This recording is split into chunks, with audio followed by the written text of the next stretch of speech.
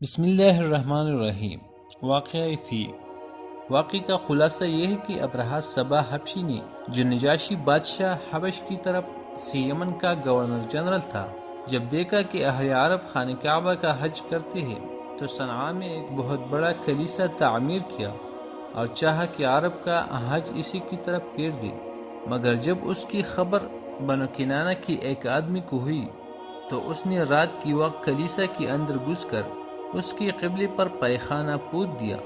ابرہہ کو پتہ چلا تو سخت برہم ہوا اور 60,000 کا ایک لشکر جرار لے کر کعبے کو ڈھانے کے لیے نکل کھڑا ہوا۔ اس نے اپنے لیے ایک زبردست ہاتھی بھی منتخب کیا۔ لشکر میں کل 9 یا 13 ہاتھی تھے۔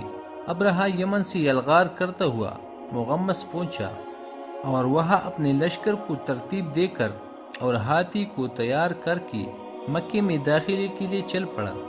جب مزدلفہ اور مینا کے درمیان وادی محصر میں پہنچا تو ہاتھی بیٹھ گیا اور کعبے کی طرف بڑھنے کے لیے کسی طرح نہ اٹھا۔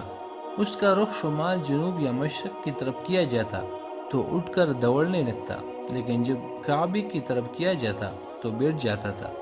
اسی دوران اللہ نے چڑیوں کا ایک جھنڈ بھیج دیا جس نے لشکر پر ٹیکرے جیسے پتھر گرائے اور اللہ نے اسی سے انہیں کائی ہوئی بز کی طرح بنا دیا۔ یہ چڑیا ابابیل اور قمری جیسی تھی۔ ہر چڑیا کے پاس 3 کنکریاں تھی، ایک چونچ میں اور 2 پنجوں میں۔ کنکریاں چنے جیسی تھی، مگر جس کسی کو لگ جاتی تھی اس کی اعضاء کٹنا شروع ہو جاتی تھی اور وہ مر جاتا تھا۔ یہ کنکریاں ہر آدمی کو نہیں لگتی تھی، لیکن لشکر میں ایسی بگدڑ مچی کہ ہر شخص دوسرے کو رونتا، کچلتا، گرتا پڑتا، بھاگ رہا تھا۔ پھر بھاگنے والے ہر راہ پر گر رہی تھی اور ہر چشمے پر مر رہی تھی۔ ادھر ابرہہ پر اللہ نے ایسی آفت بھیجی کہ اس کے انگلیوں کی بور جڑ گئی اور صنعاء پہنچتے پہنچتے چوزے جیسا ہو گیا۔ پھر اس کا سینہ پھٹ گیا، دل باہر آیا اور مر گیا۔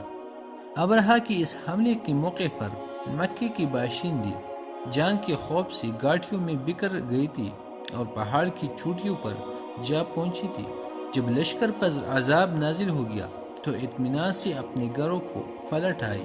یہ واقعہ بیشتر اہل سیر کی بقول نبی صلی اللہ علیہ وسلم کی پیدائش سے صرف 50 یا 55 دن پہلے ماہ محرم میں پیش آیا تھا، لہٰذا یہ 571 کی فروری کی اور آخر مارچ کی اوائل کا واقعہ ہے۔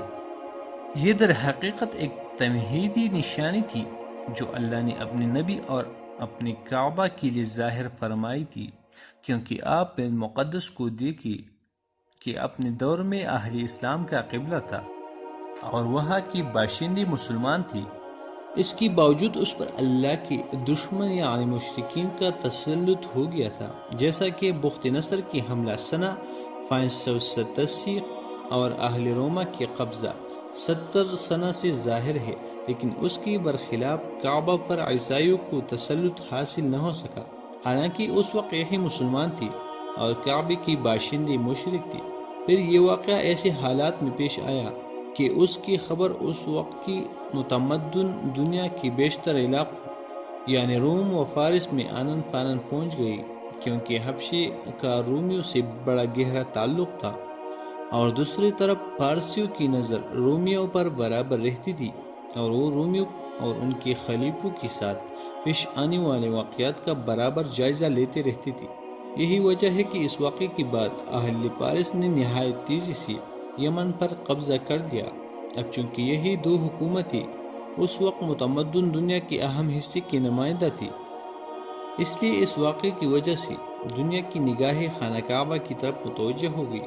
انہیں بیت اللہ کی شرف و عظمت کا ایک کھلا ہوا خدائی نشان دکھلائی پڑ گیا اور یہ بات دلوں میں اچھی طرح بیٹھ گئی کہ اس گھر کو اللہ نے تقدیس کے لیے منتخب کیا ہے، لہٰذا آئندہ یہاں کی آبادی سے کسی انسان کا دعوی نبوت کے ساتھ اٹھنا اس واقعے کے تقاضے کے عین مطابق ہوگا اور اس خدائی حکمت کی تفسیر ہوگا جو عالم اسباب سے بالاتر طریقے پر اہل ایمان کے خلاف مشرکین کی مدد میں پوشیدہ تھی۔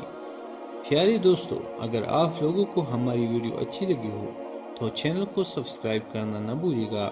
شکریہ۔